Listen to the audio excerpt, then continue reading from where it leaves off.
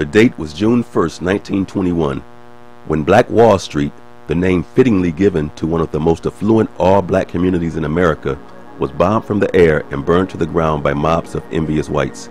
In a period spanning fewer than 12 hours, a once thriving 36-block black business district in northern Tulsa lay smoldering, a model community destroyed, and a major African-American economic movement resoundingly diffused. The night's carnage left some 3,000 African Americans dead and over 600 successful businesses lost. Amongst these were 21 churches, 21 restaurants, 30 grocery stores, and 2 movie theaters, plus a hospital, a bank, a post office, libraries, schools, law offices, and a half-dozen private airplanes, and even a bus system. As could be expected, the impetus behind it all was the infamous Ku Klux Klan working in consort with ranking city officials and many other sympathizers. The description of Black Wall Street, or Little Africa as it was also known, would be to liken it to a mini Beverly Hills. It was the golden door of the black community during the early 1900s, and it proved that African Americans had successful business infrastructure. That's what Black Wall Street was all about. The dollar circulated 36 to 1,000 times, sometimes taking an entire year for the currency to leave the community. Now, in 2009, a dollar left the black community in less than 6 hours. As far as resources, there were PhDs residing in Little Africa, black attorneys and doctors. One doctor was Dr. Berry, who also owned the bus system. His average income was $500 a day, a hefty pocket of change in 1910. During that era, physician-owned medical schools. There were also pawn shops everywhere, jewelry stores, churches, restaurants, and movie theaters. It was a time when the entire state of Oklahoma had only 2 airports, yet 6 blacks owned their own airplanes. It was a very fascinating community. The area encompassed over 600 businesses in a 36 square block area with a population of 15,000 African Americans. And when the lower economic Europeans looked over and saw what the black community created, many of them were jealous. When the average student went to school on Black Wall Street, he wore a suit and tie because of the morals and respect that they were taught at a young age. The mainstay of the community was to educate every child. Nepotism was a word they passionately believed in. The main thoroughfare was Greenwood Avenue, and it was intersected by Archer and Pine Streets. From the first letters of each of these names, you get GAP, and that's where the renowned R&B music group The Gap Band got its name. They were from Tulsa. Black Wall Street was a prime example of the typical black community in America that did business. But it was in an unusual location. You see, at that time, Oklahoma was set aside to be a black and Indian state. There were over 28 black townships there. 1/3 of the people who traveled in the terrifying Trail of Tears alongside the Indians between 1830 to 1842 were black people. The citizens of this proposed Indian and black state chose a black governor, a treasurer from Kansas named McDade. But the Ku Klux Klan said that if he assumed office, that they would kill him in less than 48 hours.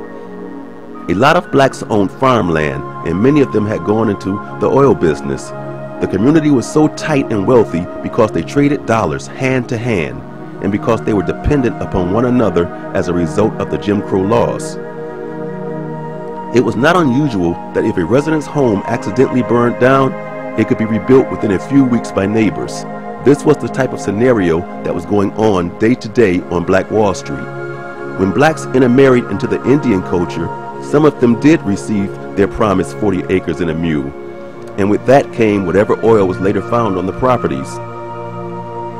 On Black Wall Street, a lot of global business was conducted. The community flourished from the early 1900s until June 1st, 1921. That's when the largest massacre of non-military Americans in the history of this country took place, and it was led by the Ku Klux Klan. Imagine walking out of your front door and seeing 1,500 homes being burned. It must have been horrifying. Interviewed survivors believe that the whole thing was planned due to the fact that white families with their children stood around on the borders of the community and watched the massacre, the looting, everything, much in the same way they would watch a lynching. The spectator activity is where the word picnic is derived from. You see, it was typical to have community gatherings on Friday evenings in Oklahoma. The word was short for pick a nigger, to lynch that is. They would lynch a black male and cut off body parts as souvenirs. This went on every weekend in this country. That's where the term really came from. The cause of the massacre was simply racial economic jealousy. A lot of white folks had come back from World War I, and they were poor. When they looked over into the black communities and realized that black men who fought in the war had come home as heroes, and that helped trigger the destruction. It cost the black community everything, and not a single dime of restitution, no insurance claims, has ever been awarded to the victims to this day. It is estimated that 3,000 black people were killed. Many of them were buried in mass graves all around the city. Some were thrown into the river. As a matter of fact, at 21st Street and Yale Avenue, where there now stands a Sears parking lot, that corner used to be a coal mine, where many of the bodies were thrown into the shafts. Many black Americans don't know about this story because we don't apply the word Holocaust to our struggle. Jewish people use the word Holocaust all the time. White people use the word Holocaust. It's politically correct to use the word Holocaust. But when we black folks use the word, people think that we're being crybabies or that we're trying to bring up old issues. No one comes to our support. In 1910, our forefathers and mothers owned 13 million acres of land at the height of racism in this country. Our mandate now is to teach our children about our own ongoing black Holocaust. We can rebuild Black Wall Street, but it won't be easy due to the psychological conditioning of black people ever since our ancestors arrived in America. Today it is estimated that black income is $1 trillion. It's also estimated that this $1 trillion stay within the African American community just about 6 hours, while other cultures within America spend their money multiple times within their own culture before it leaves their community. Black people's money changed hands to another black-owned enterprise less than one time. We have been conditioned to believe that black business is black business, unless it's a beauty salon, barbershop, hip-hop, or liquor store. More black money changes hands to drug dealers and bootleggers of audio CDs and movie CDs and brand name handbags than they do to legitimately owned businesses. The black community is dying. We have gotten caught up in the illusion of the American dream that instructs us to trust in corporate America for our children's future and to forget about all that nonsense of business ownership, entrepreneurism, and black cultural identity. We have accepted this conditioning of the mind to the point where we consider anything that unifies us for the purpose of empowerment we deem counterproductive to race assimilation. We have become more concerned with being accepted by other cultures, more important than our own economic empowerment. Assimilation has become the new minstrel show face. Today we sing, dance, shuck and jive in business suits while simultaneously disconnecting from all cultural connection for community race empowerment unless it is ordained by white masters. To be a black entrepreneur in membership with a black economic conscious think tank would be considered racist in view to numerous black business people. We have adopted a self-absorbed, disconnected mentality where many blacks that graduate from historically black universities has never heard of the Willie Lynch letter, while they shuck, jive, and step in the Greek fraternities. It would appear that even black institutions of higher learning have abandoned cultural empowerment for government funding. To educate one in mind, but not in cultural history and cultural responsibility, is to educate a disconnected people on a social economic decline collectively. It's time to stand up and be accountable to our ancestors' sacrifices, to our children. It's up to us to give them back their history, their culture, and their unity. And it's up to us to rebuild Black Economic Wall Street. We must reconnect with our history. We must reconnect with our culture of unity. We must rebuild our culture of trust in our businesses and services. And we must reconnect with our collective creativity. We must also continue to educate in entrepreneurism and to teach business building strategy in a modern day environment using the latest cutting edge business tools and resources. If we do not do this thing now, our children will be a permanent economic and political underclass in this society forever. It's time to reconnect and get busy. This is how we rebuild Black Wall Street on a global scale. Thank you very, very much. I'm Derek Henry, Black business and community advocate and member of the Black Business Builders Club. I bet you a lot of you didn't even know about Black Wall Street, aka Little Africa, that happened in Tulsa, Oklahoma back in 1921. That particular incident is the Black Holocaust. These black people did every single thing that black folks are told they should do. You know, pull yourself up by your bootstraps, do things for yourself, stop asking for handouts. Well, those black people did all of that, and yet they were attacked. Why? I thought black people need to do for themselves and stop begging for everything. And yet, when black folks did it, you wouldn't mess with them. Now, let me tell you something. On top of what got that started, you had the white men coming back from World War I, and they could not get jobs to save their life. They were losing everything. But they looked over to Little Africa, and they saw mansions over there. They were staying in shacks. They were losing their stuff, but yet these black folks are flourishing, and they couldn't stand it. And they had to go over there and attack those black people because they didn't want black people to have nothing, because they couldn't have something.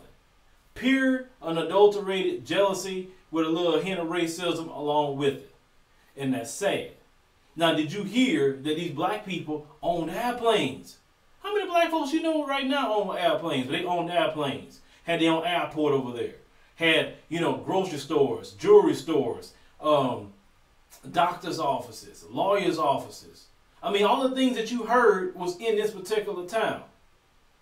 We don't have hardly none of that today. This is what we need to inspire to be like. Be like our brothers and sisters in this town. They got together on one accord. They couldn't trade anything with the white man. They had to do for self. And the reason why a lot of these brothers got rich is that when they got this land, the land had oil on it too. They sold all the oil to the oil companies, and these brothers got paid. And instead of them tricking off their money, getting tattoos, tricking their money off the hoes, these brothers say, you know what? We're going to build something here. We're going to make a community for ourselves, because we can't go stay in a white neighborhood. So we got to build something for ourselves. So and that's what they did. They built all this on their blood, sweat, and tears. They didn't have no help from nobody else. All the black folks built that town for themselves, and they was happy. They had a moral code there where men wore suits and little boys even wore shirt and ties, and little girls dressed appropriately. You didn't have Ray Ray on the corner hanging out, dealing drugs and shooting. You didn't have these whores walking around the street. You didn't have any of that. You had respectful people. And it was the environment to be respected. And anytime a black person needed some sort of help, the whole community went out to help them. It wasn't this, I ain't helping him, I ain't helping her. It's no, my brother down, my sister down, I'm going to go help them. And this community was doing great. They wanted for nothing in the height of racism and in the height of Jim Crow. But what got all that started with the Klan, outside talking about their jealousy and why they went over there to attack them, they wanted to look for a reason. So what happened, they had this one brother. He was in the elevator and his white girl was an attendant. And the elevator shifted and he tried to hold himself up on her because he didn't want to fall. That was it. The brother didn't do nothing. She went and say, oh, he raped me. And that newspaper say, oh, this Negro from Little Africa, he raped a white girl. We need to do something about this. And so they rallied themselves off of that alone, talking about a supposed rape. When the girl ended up recanting her story, said, wait a minute, he didn't rape me. He just fell. Because the girl recanted her story, but they didn't want to hear it at all. They said, oh, no, he did rape you. You don't know what you're talking about. Okay, so the Klan got together, and with the city government as well, the Klan sympathizers, and they went over there and bombed Little Africa. Killed all our brothers and sisters and children. Destroyed the whole town that these black people worked hard for. So jealous that black people had something. When you say they could not join nothing with you, they couldn't stay in your neighborhood, they couldn't do anything. They built something for themselves and they still was attacked. They still was destroyed. Now, if that doesn't tell you that black people don't want them to have anything, I don't know what else to tell you. You pay attention to it when we start getting together, black people, about something. We start unifying. Do you notice how scary it gets? Not for us, but for people that worry about us like that. Because rest assured, they got people that worried about me and you getting together and being on one accord. They love to see us fighting. They love to see us shooting each other in the street. They love to see the single mothers. They love to see the whoredom. That's not the legacy of my people. That's why I speak against it and say, hey, this stuff not right as a norm. Because if you look back in your history, you were mothers, fathers, you were husbands, you were wives, and you was to be respected, and your children respected you. Now, if the whole time we was here, we were nothing but thugs and hood rats, I wouldn't say nothing, because that's just, hey, I say, hey, that's just black folks. But that is not us. That's why I speak up and speak against it. Little Africa is your legacy. Little Africa is who you are and where you come from, people like that. The thing is, they want to hide this sort of history, but this is American history. Tulsa, Oklahoma in 1921 happened in this nation, not Africa, in this nation. And we need to know this. Everybody needs to know about the Black Wall Street, aka Little Africa. But they don't want you to know that because they don't want you to say, wow, look at what we did in spite of that time period. They also don't want you to know how brutal and evil things has been happening to black folks in this nation, because they want to make sure they remove all references to the atrocities of black people. That is a black Holocaust. You go in there just destroying people for nothing? For nothing. Just because you're jealous because black folks had mansions and you didn't have it. This is why black folks need to get and have the spirit of Little Africa and start building. Stop fighting so much about stupid stuff. Fighting over color. Fighting over who got more money than who. Who cares at the end of the day? Worrying about a dude with his female. Worrying about another brother. You know, it's stupid. All this stuff is stupid that we do. And it's very counterproductive. And don't you realize they got people cheering you on when you always downing your own people and attacking your own people? Now, if I talk about hood rats and thugs, because I know that's not our legacy, and it hurts me to see that stuff, and if I can put out a video showing what these people are doing and get somebody else to see and say, you know what, I don't want to be that way, that is why I talk about them. I have no issue with talking about that. But at the end of the day, we need our family back to build again. Look at these brothers in the NBA. If all them brothers in the NBA say, you know what, forget the NBA, we starting our own. We ain't fooling with them no more. The NBA could shut down overnight. Who gonna watch the NBA if all them brothers leave? Let's just keep it real. Most of the starting five in the NBA is black men. I mean, you won't have, sure, you can let everybody else play, but I guarantee you, the black league will get more attendance. I know they will. You can look at the NFL. Brothers can walk away from that. Start their own football league. We got the money in the black community to start leagues. Yet we don't do it because we're so divided. We're here, we're there. I don't want to join with him because I don't trust him. All that. And also, you heard the brother say in the presentation about black folks having $1 trillion spending power, but yet don't stay in your hands for 6 hours. That's sad. And you give all your money back to the corporation. That's why they don't care about giving LeBron James all that kind of money. It doesn't bother them to do that. Why? Because he's not going to do anything to build up even where he's from. He's not going to try to build some schools. He's not going to try to build a community. He's not going to try to start a whole bunch of businesses and hire these brothers that got records that just made a mistake and being refused to get hired. He's not trying to do that. You know what I'm saying? I'm not saying it's his responsibility, but the thing is, when you have more, you have to become more responsible at the end of the day. You can't sit up there and say, well, I made it, forget everybody else. You can't do that. Because when you sit up there and stand up and say, you know, I'm going to help my brothers and sisters, God will bless you with more.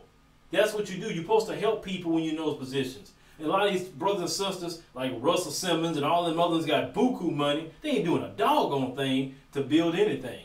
And that's sad. You can't take that money with you when you're going at all. You can't. That money going to stay here. Why you sit there and just going to be greedy and not try to help out your brothers and sisters? It is not nobody else's responsibility to help black folks. It's black folks' responsibility. It's not about point blaming white people and this one and that and the other. It's about fixing ourselves. We need to fix ourselves. Because who else going to fix us? We don't have no friends to fix us. So who going to fix us? We need to rebuild Black Wall Street. But it starts with building the family first. We've got to have a strong family structure. Build our families, raise our kids, and then let's join together and do the right things. I don't know what y'all think about, you know, Little Africa. It's American history. It's just black folks are in it as well. and also some racist Klansmen and everybody else. Hit me up in the comments, choose a commentary, subscribe to the YouTube channel. Up with that hair of hers. And then this guy, she a woman, she a woman. She not acting like a woman, ignoramus. Because if she was acting like a woman, she wouldn't be fighting the way she was fighting. She gonna have her kids in that kind of place? Come on, that's wrong. Then I'm gonna tell you something, black men. I'm gonna talk to you about something for a minute. Now, we talk about